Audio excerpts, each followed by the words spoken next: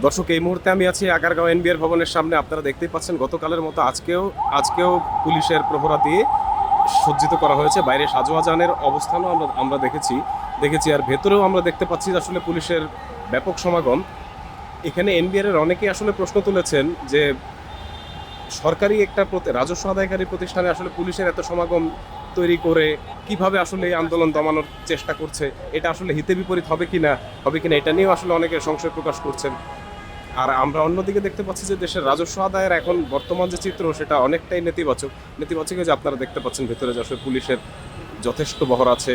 ভেতরে আসলে আন্দোলনকারীরাও বসে আছে, দাঁড়িয়ে আছে, হাঁটাচলা করছে। এখানেও পুলিশ প্রহরা আছে। গতকাল আসলে এই জায়গায় সংবাদ সম্মেলনটি অনুষ্ঠিত হয়েছিল। ভেতরে সংবাদ সম্মেলন যেটি করার কথা ছিল সেটি আসলে করতে দেওয়া হয়নি। আজকেও সম্ভবত এখানেই আমরা যতটুকু জেনেছি সংবাদ সম্মেলন অনুষ্ঠিত হবে।